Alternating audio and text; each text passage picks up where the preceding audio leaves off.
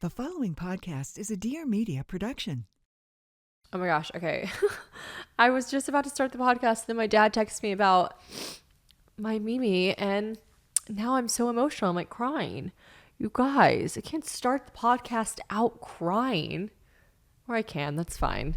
It's fine. I can. But like, Jesus, I gotta fix this mic. I gotta situate myself. Hold on. Okay, literally, I'm about to start recording this podcast, or I am. Here we are. I'm recording this. I was just sitting here, and I'm obviously like in my bedroom until our podcast studio gets finished, which, by the way, it is so close. And I keep this picture of my Mimi, which, by the way, if you're just listening, not watching this, it's the most iconic photo ever. It's literally her just like smoking a stogie, like a cigar, and living her best life. I don't know where she's at. She's like at a club at someone's house during Christmas. There's a Christmas tree in the back. I don't know, but I love her. I love her. I miss her so much. Anyways, it's my dad's mom, who he was super close with. I'm just really starting this out on an emotional roller coaster. He was super close to his mother, like best friends, spoke every day, everything. And anyways, I feel a lot of her with me at all times. My God, is it the wine? I don't know. I did have a glass of wine before this. She's the pretzel ring story, if you guys have followed me for a while now. And anyways, I'm just having a little emo moment. I just miss her, you know? Oh, I think I'm really ready for, oh my gosh. I'm like really so emotional about this. When I did the live show, I was like, I talk to her all the time. Is that weird? I talk to her, and oh my gosh, producer Courtney's gonna watch this back because she edits it, obviously, and she's gonna be like, "Are you okay? Like, what happened?" Okay, this can't be the wine, and I'm not on my period, so I don't know what's happening. I think I'm just having an emotional day, but anyways, I understand anyone that's going through loss and just wishes they were there. And you know what? She passed away 8 or 9 years ago, actually. And I still miss her all the time. And I think about her all the time. And I wish she was here to do all these fun things with me. And I know she enjoyed her time when she was here. She lived life to the fullest. But I don't know. I have these moments where I'm like, damn, I have like so much more at my fingertips. I could fly her here. I could take her on trips. I could do all these things, and I wish I could. Okay, we are wrapping this up. Shannon, pull it together. Okay. All right. I really didn't intend for that to happen, but my dad was texting me like the most sweetie pie things ever. And anyways, yeah. Okay. So me, a living, breathing human being that just misses her grandma. Okay. My Mimi, I love you. Okay. Back to business, because guess what? I wrote notes. I fanned myself down. That's nice. That's really nice, actually. Okay. Welcome back to probably a really emotional podcast. OMG. Yeah, you know what? Sometimes it just fucking be like that. And we gotta just live our truth. Otherwise, we're just all gonna bottle up our emotions and then spontaneously combust. And it's not gonna be cute. It's not gonna be like the Taylor Swift Eras Tour concert confetti spontaneous combust. It's gonna be like the nasty slime-filled combustion that no one wants to collect at the end of the show, okay? And put into a little shadow box. Also, it is still so funny to me that people were grabbing confetti from her Eras tour and collecting it. Although, I don't know, maybe in like 2087, I'll be like, this was the Taylor Swift confetti from the Eras tour. And my granddaughter will be like, sick, Mimi. Oh my God, should I have my kids call me Mimi? Grandkids? We'll see. I feel like everyone says what they want their grandkids to call them, but really it's like never up to you. It's up to the grandkids. Unless you're Christian, or then she's like, I'm going to be Lovey. And they're like, ma'am, yes, ma'am. Okay. So basically I'm doing a solo pod, and I wrote notes because we are a note-taking girly. Okay. I have had actually, so I posted on Instagram, like I always do, like, does anyone have anything they want me to talk about? Also, like, again, super sorry that I just started this podcast out crying. But yeah, so I always ask, like, what do you guys want to talk about? What should we gab about? Should I deep dive on anything? And the podcast studio will be here soon. I'm wallpapering it. I'm doing some really fabulous things. That's one of the things I'm going to talk about, my whole house update. But right now, we're still in the bedroom, and with these like cruise ship lights. This is so weird. I've got to get these replaced with sconces. Anyways, So I wrote notes and I asked you guys what you want to talk about, and it was so many things and they were all over the map, and I'm just going to kind of go into it. Okay. Basically, like I was saying, when I did my live show, it was like hard shock. Cause I was like, I'm like one of those people that when she cries, she like can't really talk.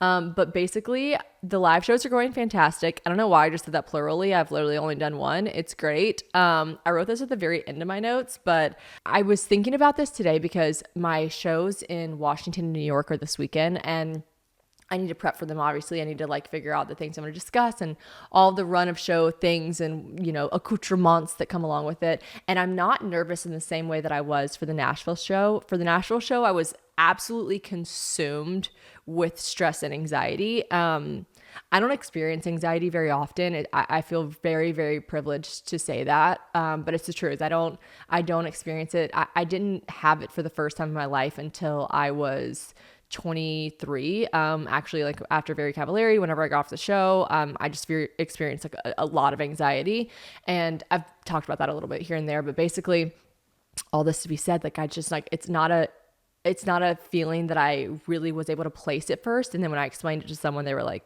that's anxiety. And I was like, oh, okay. And then again, very blessed to not experience it very often. And it is crazy. Anyone that's listening to this that experiences anxiety or depression, I cannot imagine that feeling and how debilitating it must be, like truly to my core. I can't imagine. And I'm so sorry that you have to deal with that. And I really hope that you have help and things in place to help you cope with that, because it is quite the motherfucking feeling. Okay. Anxiety really be not that bitch. Okay. She's not, she's the worst. So anyways, actually it's probably a dude. He, okay. Anxiety is a dude, 100%. So anyways, I felt a lot of anxiety leading up to the show, and I just knew it was nerves, but it was like turning into anxiety. And I was like, okay, we got to like figure this out. And I actually had a follower message me. I just loved this so much. Like I need to go back, and I think I screenshotted it. So I need to go back and find her name so I can give her proper credit, because she messaged me and she was like, I experienced anxiety because I posted before the live show, like I'm really nervous. I'm freaking out. I feel like I'm going to talk too fast. You guys aren't going to like it, whatever. And she was like, I experienced this. And I had someone tell me a long time ago that anxiety is allowed to ride shotgun, but it is not going to be in the driver's seat, but it's always going to be there, right? It's always going to be riding shotgun, and you can just tell them, shut the fuck up. You're not going to be a backseat driver. I'm driving this ship. But yeah, like it just has to be along for the ride. It has to be a feeling that you just have to understand it's going to be there. All that being said, after the Nashville show, I actually predicted this in my brain because it's so huge. I thought to myself, this is after the first show, I'm going to be fine. I just need to get through this first show. No, I can do it. And then it's going to be smooth sailing. It's going to be gravy, baby. And I'm explaining all this so that you guys can apply this to anything in your life that you're feeling anxious about. Obviously mine just right now at current is the live shows. So I was so right, which I'm not always right, because what do we know about Taylor? Taylor's always right. But me, Shannon, I'm not always right, but I was right in this instance. I knew after the first show in Nashville, I would be okay and not feel anxiety. And I still don't, I don't feel anxiety about these next shows, but they are just like one of those things where they are such a big deal. And I do just want to like really make everyone happy with them and make everyone feel like they got their money's worth and that they like spent an hour and a half out of their weekend or day with me, and it was for a good reason. Anyways, I just feel something looming over my head. Like I just want to make sure it's good enough. And I realized when I was thinking about this, I was like, oh my gosh. So like I said, going back to me saying I have things to prep and get ready for the podcast live show in DC and Washington. That's this weekend. It is Tuesday. I said Monday, I'm going to do a bunch of house stuff because I'm in a really busy season of my life right now. So I'm trying to, I've never been this bitch before, but I'm really trying to micromanage my life and set in place things. And I was like, okay, so I'm going to do house stuff on Monday because as we recall, I literally moved into my first home. So I'm, a lot of those things are in place, but I keep being like, I can't work on that right now. I can't work on the house right now. I have to do the live show. So then on Monday I was like, I'm going to set aside time to do the house today. And that's it. Tuesday, live show, prep all day. What's today? Tuesday. What did I do today? Not that at all. I kind of just like bought some more things for the house, kind of just like managed some more appointments and like, doodads, things that I like didn't really need to do. Like I took a shower, I washed my hair. I didn't really have to do that. I just kind of mulled around. I went over to Taylor's house, hung out with the kids. I took Walker to school. Loved that, actually. That was amazing. Went and got coffee with Taylor. Just like things that we're not prepping for the live show. And I realized, and I know this about myself, and if someone can diagnose this, like let me know. I need to like Google this maybe. Me loves to Google diagnosis. But I always joke and I say like, if it weren't for the last minute, I would never get anything done. But like dead ass, I don't really genuinely get things done unless I do it at the very end. And I notice this pattern about myself, and I don't know if it's healthy. I don't feel like it's unhealthy, but maybe one day you guys are probably listening to this being like, wait till you fucking have kids. You got a plan, bitch. But like, packing wise, I'm such a packer. I make a list. I love to buy outfits weeks ahead of time, but like actually packing, I don't do it until literally the 11th hour. And when I mean the 11th hour, I mean if I'm going to sleep that night and I haven't packed, I would rather set an alarm for 5 a.m. and pack in the morning, because when I give myself a time, and I know one thing I know is my sister's like this too, so maybe it's like a family thing. We will like set timers for ourselves and we'll be like ready, set, go. And then like we know we have to do it right because we only have an hour. So that I'm like, Shannon, maybe that's giving you anxiety. Anyways, today was live show prep. I haven't done that. I'm going to do it eventually, but I was like, you know what? We're going to do the podcast. We're going to shoot some solo shit out. I know I always say this when I do solo pods, but I'm like, well, is that even good? And then usually by the grace of God, you guys are like, yeah, I liked it. And I'm like, okay, cool. So here we are, we're back again with some absolute like nonsense stream of my head, like literally like the conscious stream of thoughts that go through my mind. I say it all the time, but my brain is a prison. And if you guys were here, you'd be like, this is fun. I want to go home. That was fun for a little bit. I got to get out of here. That is what it's like living inside my brain. All right, let me tell you what they don't tell you growing up as an adult. How much window treatments are going to be. Like, why are they so expensive? My God, I can't even believe all the things I have to pay for this new house. I love being a homeowner, but oh my gosh, the way I have got to save some more money. And I'm trying to be better about it. Okay, guys, you know, this is a finance podcast, and the cold hard facts are, I'm just always going to have to spend money, okay? I'm always going to be buying food, things for my new house, and just straight up everyday items like deodorant, toothpaste, okay? I got to have these things, tampons. Also, okay, fine, maybe a little treat for myself every once in a while, sue me. But the trick that I've been using lately is Ibotta, because you get cash back on all these things that you were already going to buy anyways. It's like free money. And with inflation right now, I think we can all agree that something as simple as uploading your receipt when you get back home from shopping is an easy enough task. When doing that means you get money to spend and use towards something fun, okay? The average Ibotta listener gets up to $120 a year in just straight up cash back from shopping. Like, that's a flight somewhere. Last year when I got it, I think my total was like $146 that I just saved. That's like a fancy steak dinner that you can pay for and not feel guilty about. And it's just so easy. And that's the thing about Ibotta. They give you real cash back, not all those points situations that all the other apps do. Real money. You know, the green stuff that we love, that we know with our founding fathers on it, okay? You can put it right in your bank account, PayPal, gift cards, whatever. But it's money, not points. Places that I use Ibotta the most are Sephora, Lowe's for my house stuff, Best Buy for my business expenses, and so many more. And right now, Ibotta is offering my listeners $5 just by trying Ibotta. Use the code PROBABLY when you register. Just go to the App Store or Google Play and download the free Ibotta app and use code PROBABLY. That's IBOTTA in the Google app or App Store, and use code PROBABLY. Let's give you an update on the house. So basically, this house is the best thing that ever happened to me and the worst thing that ever happened to me. And that is on being a homeowner, I think. You know, one thing, thank God, thank fuck I have James, because he is on top of it. And really, like, you can do everything. We as women, we can do fucking anything on our own. We can do it, right? We are women, hear us fucking roar. But oh my God, I'm fucking thankful for this man in my life. I am so thankful. I'm so thankful because he does stuff like plan irrigation meetings. Guess what? I don't give a fuck about irrigation. And I just don't, not gonna, like, would have probably begged Mike to water my grass and cut it and like figured it out and been like, please help me. I'm a little girl. I don't know how to mow the grass. But I have James here who's just absolutely rock hard over an irrigation system. He can't wait. He can't wait to talk about it, figure it out. And I like love nothing more than being like, all right, well, I'm going to let you guys go. You guys go. And I'm going to head inside because I'm like, I don't give a fuck.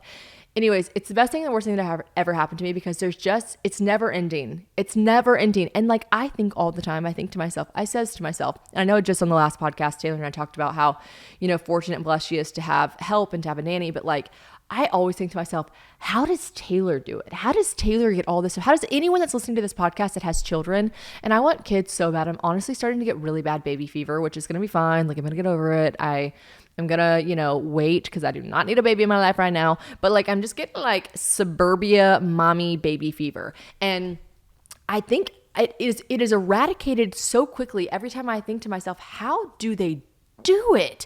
How do you guys have kids, have this responsibility of a life, and also like loving and caring and like wanting to like create memories with these babies? Not just, you don't just have to keep them alive, right? Like that's the one thing you have to do, right? Like legally we have to keep these babies alive, but like realistically you have to do so much more. You have to and you want to do so much more. And how do you do that and have a house and have a job? Like, oh my gosh, like that's crazy. That's really crazy to me. So I'm just taking it day by day. Like I said, it's a very busy season in my life. And if you're listening to this and you're like, sister, I fucking get it, / shut the fuck up, I have way more to do than you, then like honestly, you do. And props to you, because I'm trying to just like micromanage myself. It's not really working. I'm having to put my job, these live shows, this podcast, this house on the back burner a little bit, but like my relationship with James really on the front end. And I feel bad because I feel like a lot of my friendships are kind of taking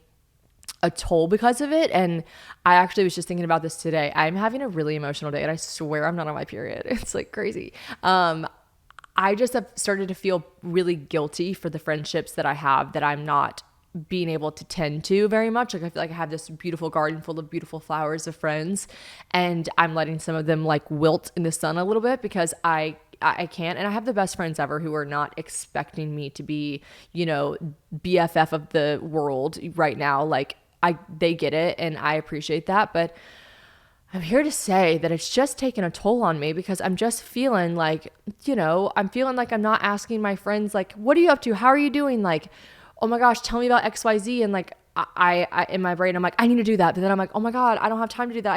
I can't have a FaceTime catch up date because I have to catch up FaceTime with myself and my relationship and my house and my work, and producer Courtney needs things from me and I'm doing all this. And it's just a lot. And if you're in a really busy season of your life right now, I want this to speak to you and tell you that it is okay and that your friends are not mad at you.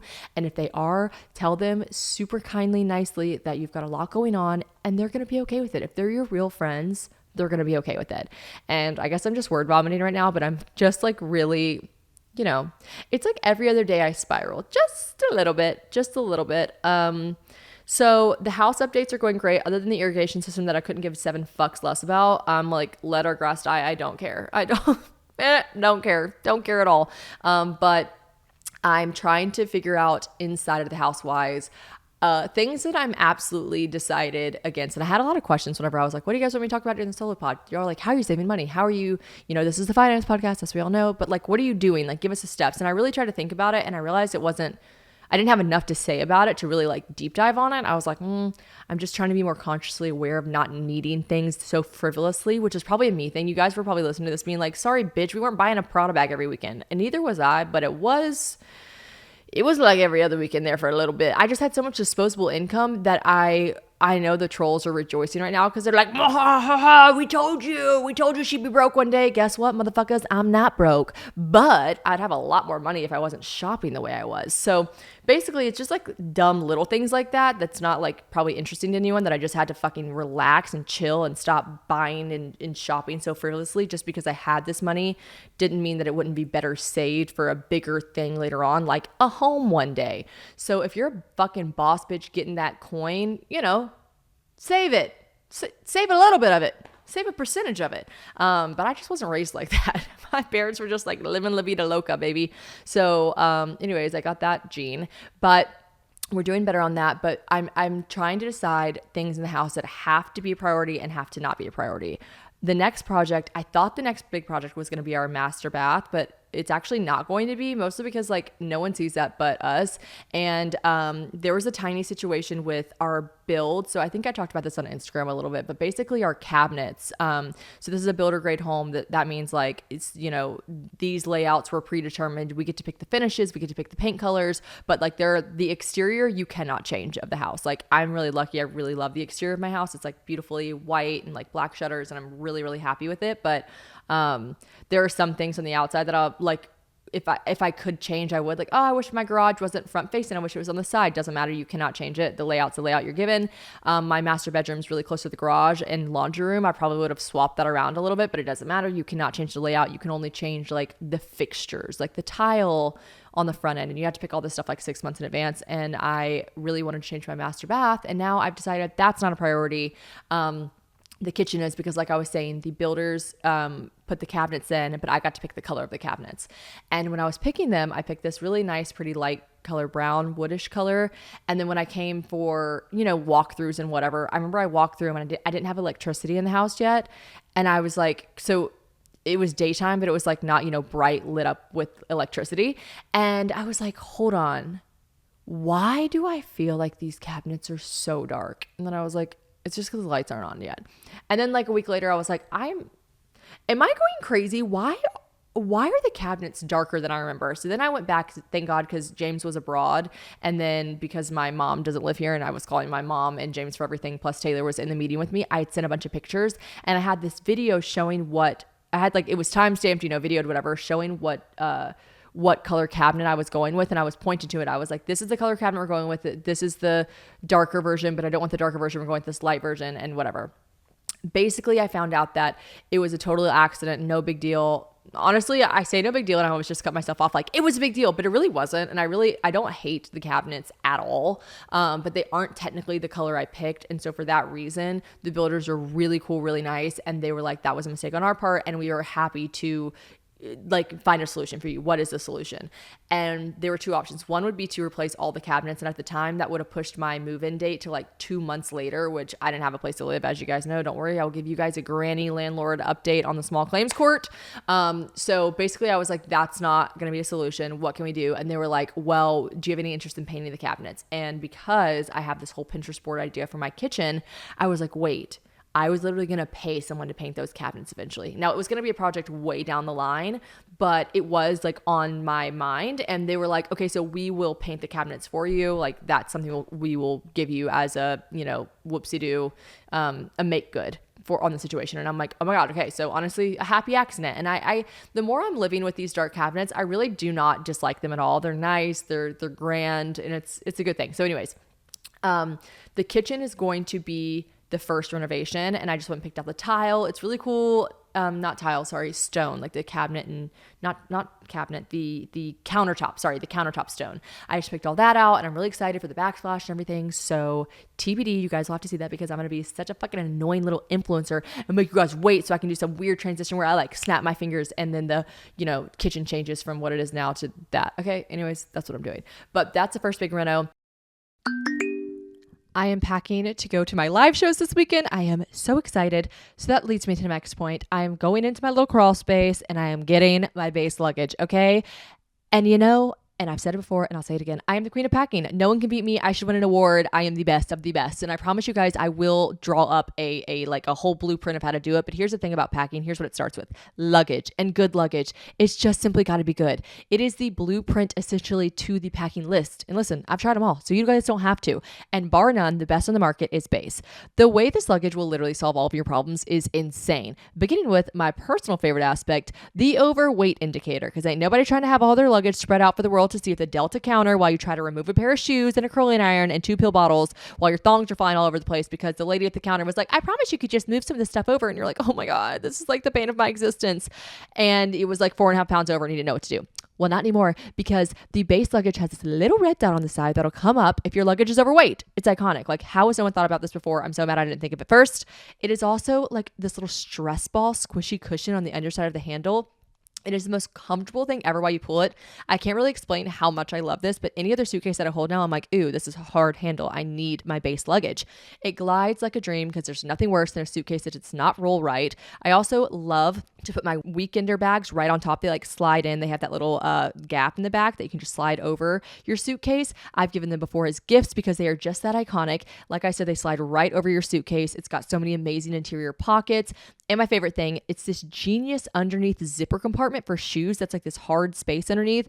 I literally love it. It's truly like they thought of everything. Okay. And you guys know the owner of Base, who is the ever fabulous Shay Mitchell. And she's just the most fashionable gal out there. So you already know that Base is chef's kiss on the aesthetic side of things.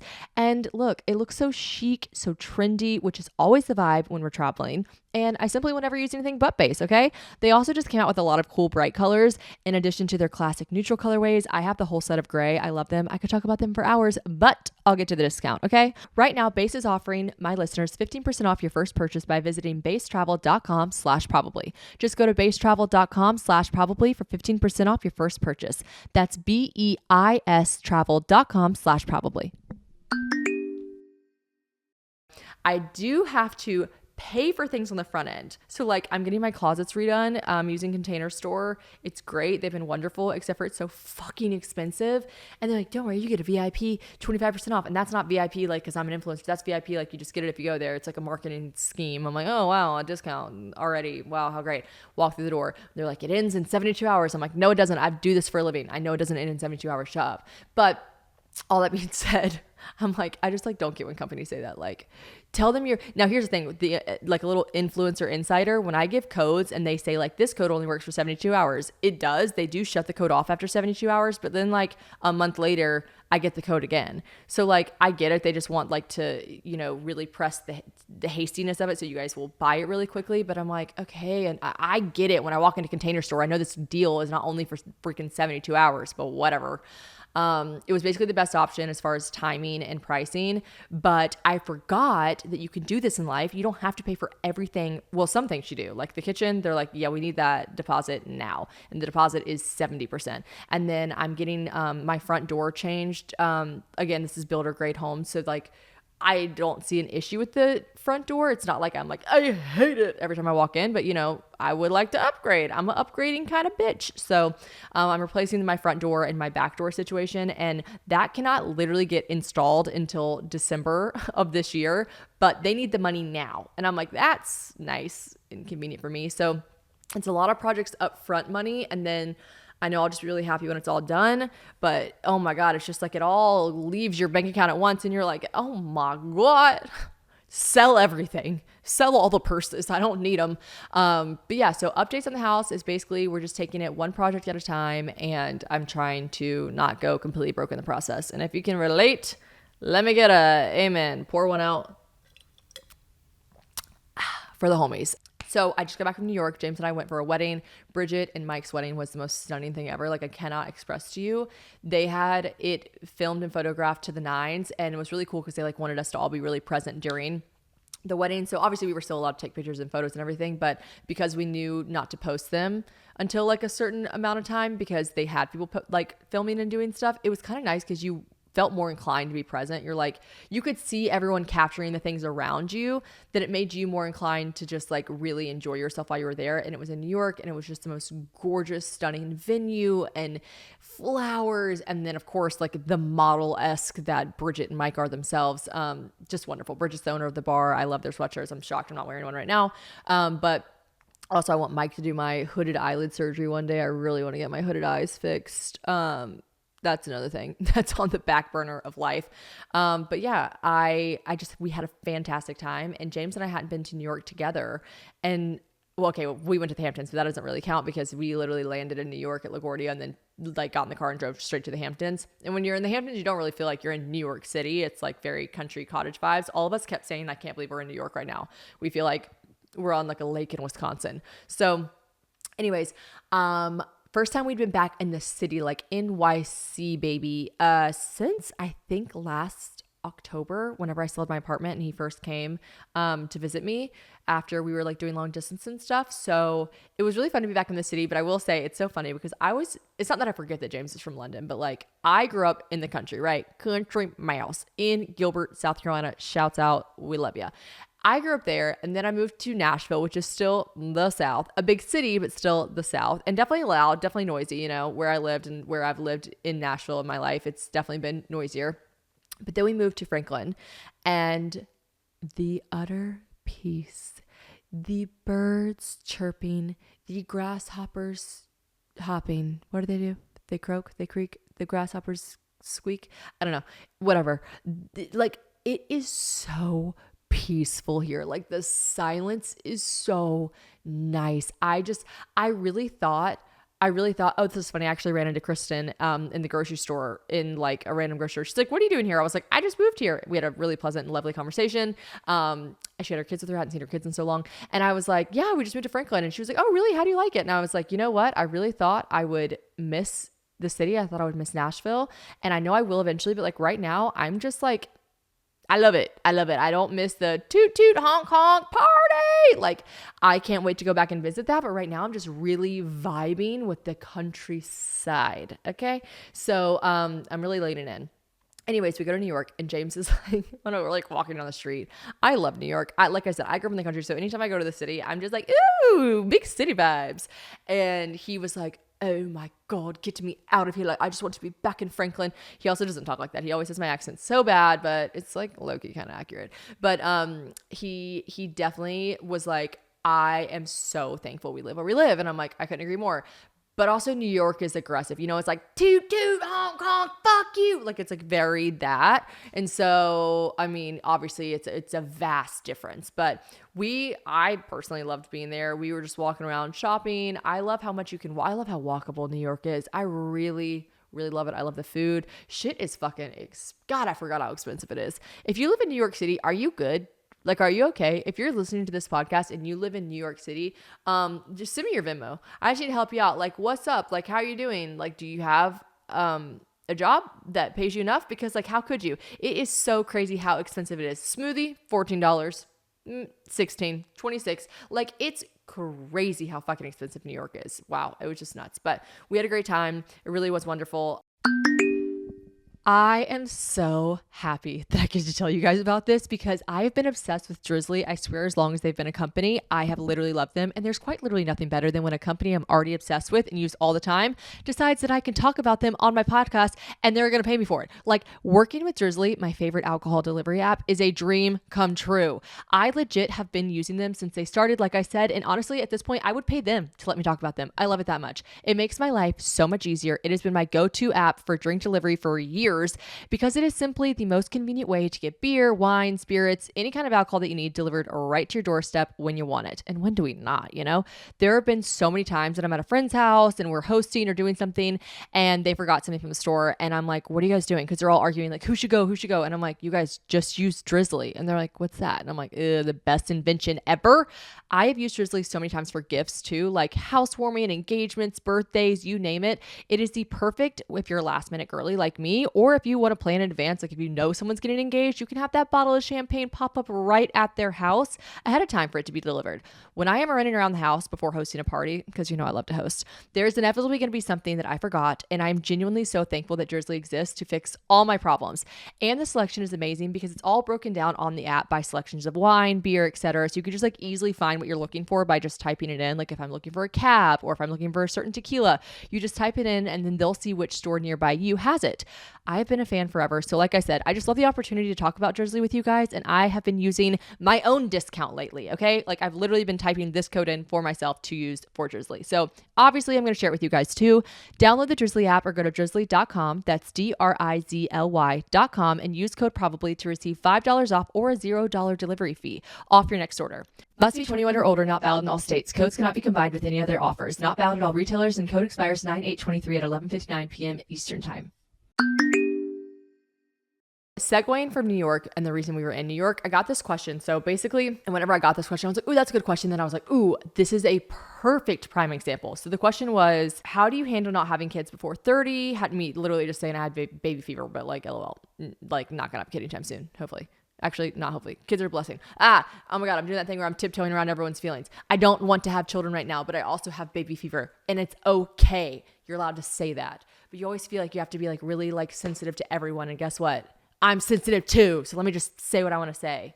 I love babies, but I don't want to have them right now. All right. And there's nothing wrong with that. But if I got pregnant, I would know it was a blessing. So anyways, I got a message saying like, how do you deal with like not having kids before 30? All my friends have kids before they're 30. I feel like left out. How do you deal with like possibly being single and 30, like all these things. And I was like, oh, I could deep dive on this. And then I was like, I don't even have to deep dive. I could sum it up in one fucking thing right now.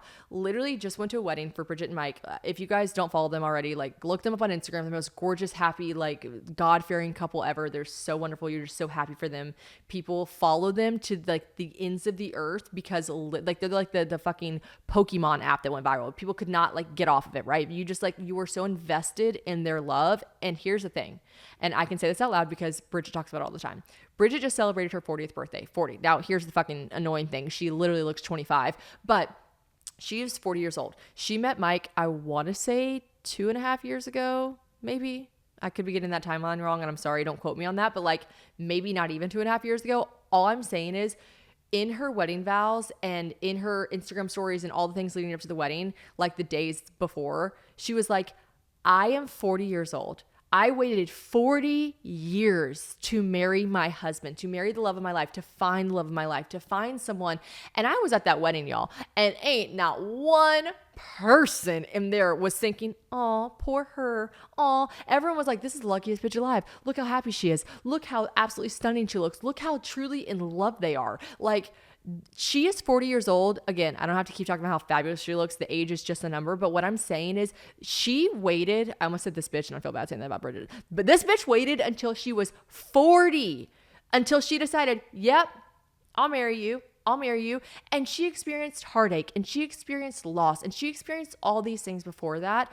And she was on that altar knowing that she made the decision was the right one to wait, dude. Like, even if you wait and other things don't happen in your life because you waited, at least you fucking waited. Like, I cannot stress this enough. Do I feel very lucky and blessed to currently be with someone that I hope one day is my husband? Yes. And I've never really said that about any other ex-boyfriend before. Maybe I had said like, oh, maybe we'll get married, whatever. But like, I truly feel in my heart of hearts that I'm dating my future husband right now, which is a really wonderful thing. But if I wasn't, I would be okay if we broke up, because I'd be like, you know what? I'm going to wait. I'm going to wait until I find Mr. Right. Like, we all have to come to terms with the fact that it is not a societal norm. It is a societal norm, but it does not fucking matter when we get married, when we have kids. What is meant to happen for you will not miss you. And I know it's a motherfucking cliche, but they are cliches for a reason, because we are having, if you had a baby when you were 21, and yeah, you've got a wonderful baby daddy or a terrible baby daddy, but you're not married to him, and you're figuring out life and you get remarried, you have 4 different husbands. All of these things are meant to happen, right? Like, they are just a part of our course. They're a part of our life story. They are a part of your life so that one day you can speak your truth and help someone. I really hate to be this bitch and say everything happens for a reason, but I just know it does. I know it does. And I don't know what the future holds for me, but I know that I will figure it out. Maybe not gracefully, maybe not all at once, but I know it will happen to me, and I will just be a product of it, and I'll be better for it. So I don't know if that was even a really shitty pep talk or what. And you're like, wow, great. I'm driving to work, drinking my Dunkin' Donuts or Starbucks, and that didn't help me at all, Shannon. And I'm like, oops, sorry. But I'm telling you, I was single, and I told you guys forever ago that I was stomping my feet being like, I am fucking over it. But what I wasn't doing was dating some random fuckboy just for the fuck of it. I didn't ever think like, I've got to date someone just so I can have a boyfriend. You don't need a boyfriend. You don't need a girlfriend. You don't need someone in your life, right? We're not going to settle. We are not settling, okay? It's a not settling girl summer, all right? We're not doing it. So I was really sad before I met James, really lonely before I met James, but I was not dating someone because of it. I wasn't entering a relationship because of it. Like, I was doing a lot of other fucking shit because of it, but it wasn't that, right? And so we're all going to be okay. If we are 30, if we are 35, if we are 40, if we are 26, if we are 27, if we are anything and we don't have a boyfriend or a man or a husband or a child, we're going to be okay. All right? You know what we have? We have wine. And we have animals, wine and animals. They're okay. They're here for us. All right.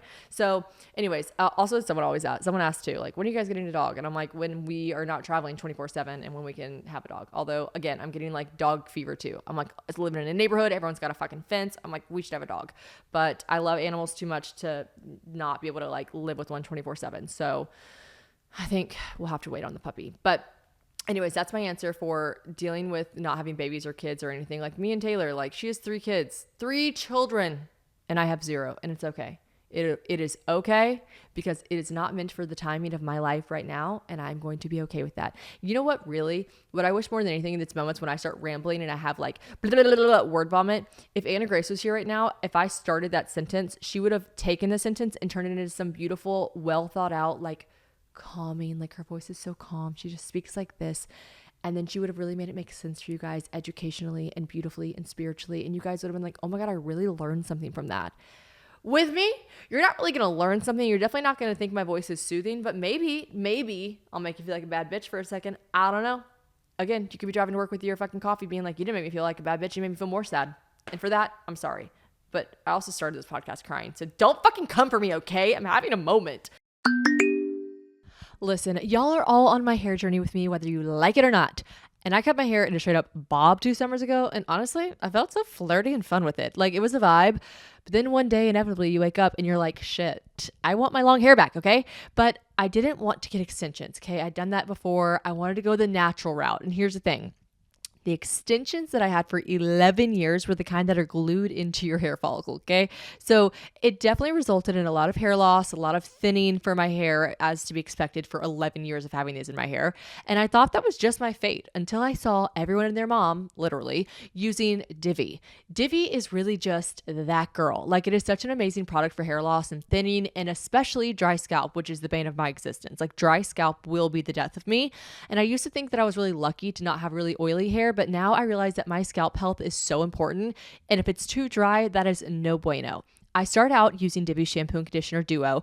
And when I tell you, you can feel that stuff working. You just instantly know, yep, this is absolutely tingling in the best way possible. You can feel the tea tree oil, the amino acids, the hyaluronic acids, and so much more, which are all amazing for your scalp. And I love it. I love when you can feel a product working. And then when my hair is still damp, I toss in some of their magic scalp serum. And that's how they started out with Danny Austin, who is just an amazing CEO of the company and created and founded Divi Hair Care, because she was like trying to find the best thing for her scalp. And she created this serum, and it's just amazing. It improves the appearance of breakage, nourishes your hair follicles, and removes product buildup in your scalp. I love ordering Divi as a gift too for all of my friends who are new mamas out there, because postpartum hair loss is real, all right? And they love getting it in the mail. It's such a cool, unique gift too, because it simply just works. And they also just came out with a hair vitamin that is sure to be a new staple in your routine as well. So if you want to take back control of your hair and scalp health and do it with clean, science-backed ingredients, then I have a special offer for all of the Probably Podcast audience. Go to diviofficial.com/probably or enter probably at checkout for 20% off your first order. That's diviofficial.com/probably for 20% off your first order, or use code probably at checkout.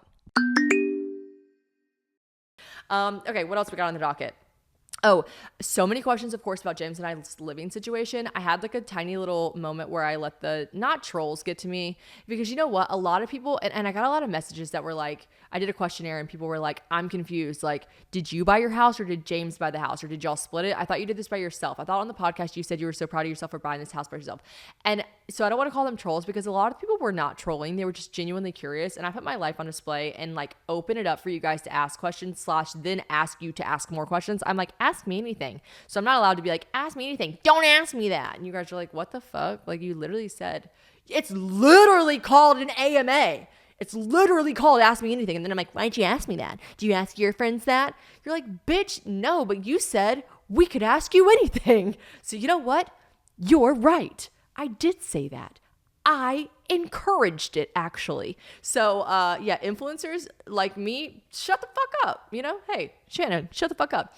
But y'all weren't trolling. Some of you, okay, first of all, everyone, there's always someone trolling. Listen, I back when I used to read Reddit, they listened to this podcast and someone does a little recap for them. Yeah, I listened, so you didn't have to. Literally the biggest fans in the world. I appreciate you guys. I love you. Thank you for the listens. But I know there are trolls out there, but a lot of you are not trolling. So a lot of you are just curious. And I'm here to say, I have a couple things to say about it. One, I did buy this house for myself. I'm so fucking proud of myself. And that shit was hard, okay? And I've talked about it before. I don't need to beat a dead horse over it. But like, if you're buying a house, like, again, does everyone know what the fuck they're doing or no? Because like my mom was just explaining stuff to me and I literally had a minty bee, because I was like, how do you know all this stuff and I don't? And she's like, baby girl, because I bought a house before and I'm older than you and it's life and you'll live life and you'll get it one day and you'll be able to explain it to someone one day. And I'm like, Sharon K, I love where your head's at, but I'm not so sure I will. So basically everyone wants to know, why we keep calling it our house. Here's the thing, and this is what drives me nuts about the double standard. Like, and I know the trolls don't like me and James together, and like, honestly, suck a dick. I don't care. I literally don't care.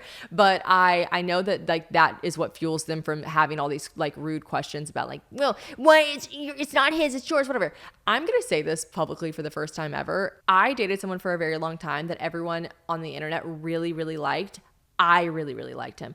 I really am so thankful for that relationship, but it wasn't super public, but I'm pretty sure it was decently apparent that like I definitely like made more money in the situation, in the relationship. It didn't really matter. We weren't married. It was not like we like had joint bank accounts or anything. But just to say out loud, I've never said this before, but like I dated someone who did not pay for a single bill, not rent, not an electricity bill, not a utility, not anything. And I was so happy to do that. It was on me.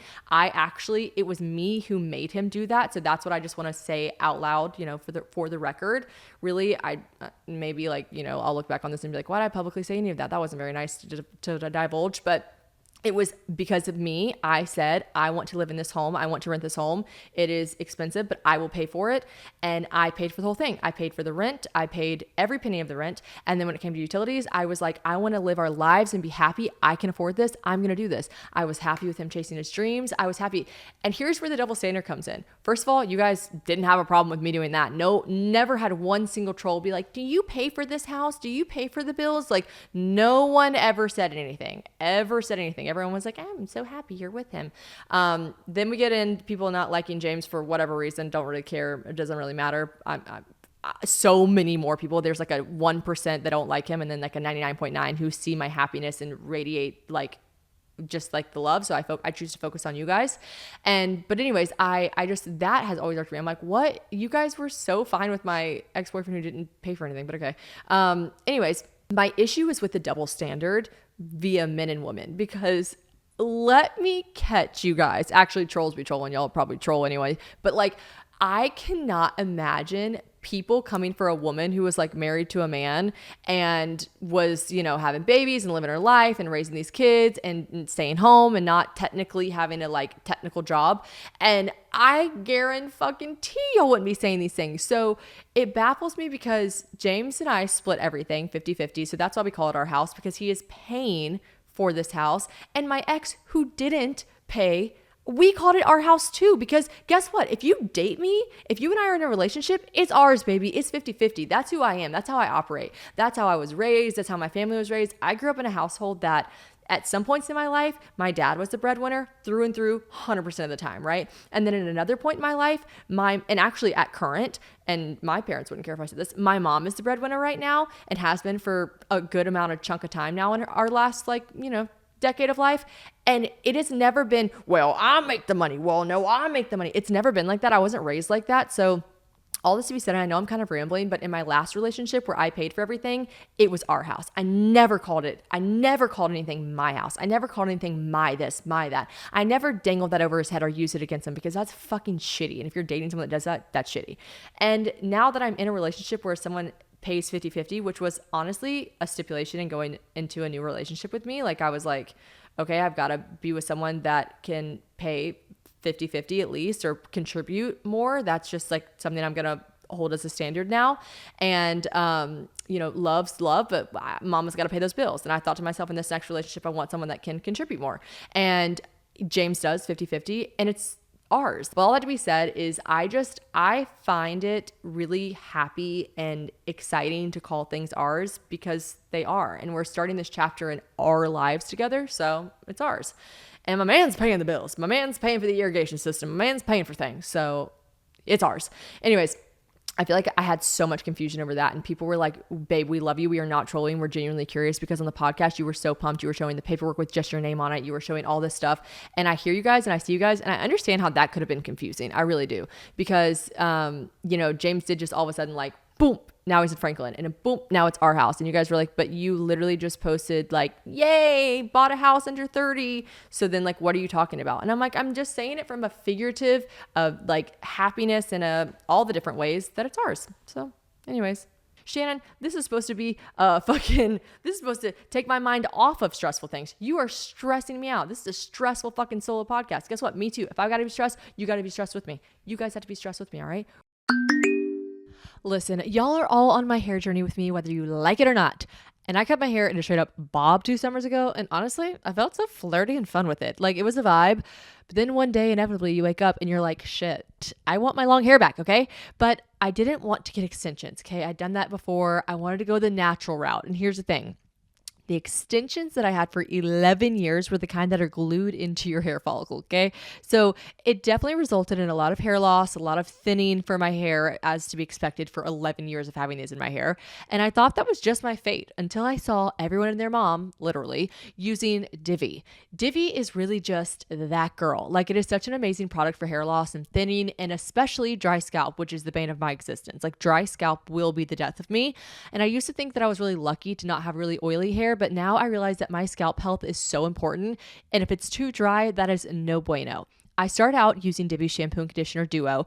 And when I tell you, you can feel that stuff working. You just instantly know, yep, this is absolutely tingling in the best way possible. You can feel the tea tree oil, the amino acids, the hyaluronic acids, and so much more, which are all amazing for your scalp. And I love it. I love when you can feel a product working. And then when my hair is still damp, I toss in some of their magic scalp serum. And that's how they started out with Danny Austin, who is just an amazing CEO of the company and created and founded Divi Hair Care, because she was like trying to find the best thing for her scalp. And she created the serum, and it's just amazing. It improves the appearance of breakage, nourishes your hair follicles, and removes product buildup in your scalp. I love ordering Divi as a gift too for all of my friends who are new mamas out there, because postpartum hair loss is real, all right? And they love getting it in the mail. It's such a cool, unique gift too, because it simply just works. And they also just came out with a hair vitamin that is sure to be a new staple in your routine as well. So if you want to take back control of your hair and scalp health and do it with clean, science-backed ingredients, then I have a special offer for all of the Probably Podcast audience. Go to diviofficial.com/probably or enter probably at checkout for 20% off your first order. That's diviofficial.com/probably for 20% off your first order, or use code probably at checkout. All right, landlord drama. Let's stress it up some more. Basically, I reached out to the landlord. I said, hey, I am going to, actually, I'll read it. What did I say? Last thing I said to her was, hi, could you please provide, I said her name, I'm not gonna say her name. Hi, could you please, hoping you could provide an itemized list for the cost of pressure washing. I like put a lot of things in quotation. I put damage in quotations. Like, remember how they made me pay like $400 for pressure washing the front and back porch because they said I stained the front and back porch when it was literally water from a plant. Water from dirt in a plant that I literally got off with a bottle of water, but they still said that they had to pressure wash everything, which here's the thing. Sure, it's been a year. It's been a year of weather and rain and things on your porch. If you want to pressure wash it before the new tenants come, what a good idea, nice thing to do. I'm not paying for it. It's fucking not my responsibility. You own the house, not me. Oh my God, I just got so scared that I was like sending a voice note to her. Oh my God, that's so scary. Okay. It says, hi, blank. I'm hoping you could provide an itemized list for the cost of pressure washing, the damage, in quotes, on back and front porch, separate from all of the painting costs that you provided. I will be filing a dispute against the charges withheld, so I wanted to make sure that I could see individually what you have charged me for each repair, in quotation marks. You pumped a lot of them. You lumped. Oh, I wrote pumped. Damn it. You pumped a lot. You lumped a lot of them together, and I do need to see it separate, please. Additionally, if you could provide the individual cost of repair for the motion detector that was there when I moved in. She was charging me $150 to remove a motion detector that was like, you know those things when people buy security systems and there's those little like square motion detectors in the corner of houses? That was not mine. That was there when I moved in. I never had a security system in my house. I had like a Ring camera. That was it. And they charged me like removal of motion detector. I'm like, that wasn't fucking mine. Additionally, if you could provide the individual cost of repair for the motion detector that was there when I moved in, because she then said that they had to repair the drywall from the motion detector. So she charged me for drywall, painting, all this stuff. I'm like, that was not mine. As well as the shelving unit's paint costs. So there's this like shelving unit in the house, and underneath the shelves, guide, the underbelly of the shelves. That means if you can picture this, she had to get on her hands and knees, crank her fucking neck, and look underneath the shelf. She said there was paint missing. Like, did you even paint under the shelves? I don't know. But she said like the owners, not the landlord was pretty nice and helpful during the whole walkthrough situation. I can't lie. The owners were just nutbag grandmas. Anyways, she was basically like, they charged me to repaint all the shelving. And I'm like, I literally put like fucking Amazon books on that shelf that were like Tom Ford books. Like I didn't utilize the shelves, whatever. Anyways, I said additionally, the shelving unit paint cost as the damage was also there when I moved in. And then basically the big shebang, what they charged me $2,000 for was they repainted the entire house, like top to bottom repainted the whole house. Again, if you want to do that for new tenants moving in, that's a really nice thing to do. But like, that is not my responsibility. And you're not going to get away with making all of your, cause like I said, I talked to the people that lived in the house before me, before I rented it. They were like, yeah, they charged us to repaint the whole house too for you. And I was like, okay, yeah, not y'all's responsibility. Tennessee code states that there is, normal wear and tear. Guys, I could show you a video of this house. The house is in immaculate condition. Anyways, I wrote, per Tennessee law, hanging TVs and curtain rods are a part of normal wear and tear. So I can handle those estimates based on what you provided for repainting, but I will be disputing the repainting of the house. Like, cause she wrote on the itemized list, sorry, it was not itemized. She lumped everything together and was like, this is why we're taking out $3,500 of your security deposit. But basically she was like, or whatever the total was, I don't know, I'm rounding up down. Anyways, she was like, it was repainting for curtains and TVs being hung. And I'm like, it is literally normal wear and tear, so I'm not paying for that. I said, thank you, and I'm hoping to resolve this as easily and simple as possible. And she did not respond. So I texted her 2 days ago, and I said, hi, just checking in on the itemized list of pricing for the house repairs. If I don't hear back from you guys in a week, I will have my legal representation contact your company and or the owners. Thank you. And she wrote back immediately and said, that is all I have. Sorry, I do not have anything itemized. Well, per Tennessee law, you have to provide an itemized list. So like I said, I will have my legal representation reach out to her, which is what I'll have to do. So I'll keep you guys updated.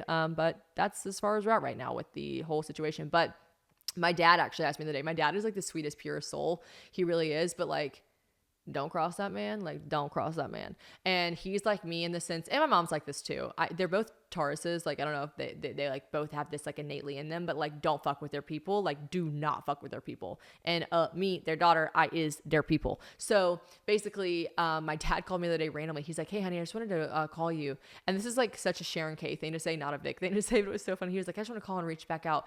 And my mom was like, don't ask her that. She's got a lot going on. She's got the live shows. She's moving. Honey, don't ask her that right now. And I was like, no, what's up? He's like, well, no, and I know you got a lot going on, honey. I know you do. Also, if you know my parents, like anyone listening to this would be like, this is literally exactly how your parents talk. My mom like yelling in the background. My dad would be like, no. I know, honey. I know you're stressed and you're doing a lot of stuff right now, but I wanted to make sure you are following up on those landlords because that is not right. And I was like, Dad, I'm glad you asked. I just texted her today. And he was like, good. I'm glad because, this is not right. And I'm like, I agree. So again, out of principle, and out of honestly paying for half my irrigation system with the money they took from me, I will be taking them to court. I'm going to do it. So I'll keep you guys posted along the way, and it is what it is. Okay, I really don't know if this podcast was just a ramble. I feel like I really got all over the map. I feel like I rambled a lot whenever I was discussing the our house, my house situation, because I think I was trying to be kind, which I'm sure I ended up not being in just regards to like what my ex paid for cost wise. But I do have to reiterate that like it was all me. I was being like, no, I want to live here. I'll pay for it. I'll do it. But all that being said, I'm sure I rambled a lot in that situation, and I hope it made sense to you guys or helped you understand our situation better. Basically, I'm just really happy and really pumped that this house is something that James and I are building and doing together and paying for it together and living in together and building our future in together. So that's the very personal update that I have from you guys. And I cannot be mad at you guys for asking because I let you in on everything. Again, this is a finance FICAS. This is a finance FICAS, okay? It's a finance podcast, and I'm here to divulge all of my deepest, darkest finance secrets to you guys, which is basically I've got to save more money. Okay, I love you guys. Cheers. Sorry in advance to producer Courtney who has to edit this fucking shit bag of a podcast. It's all over the map. I love y'all. Stay tuned. Bye.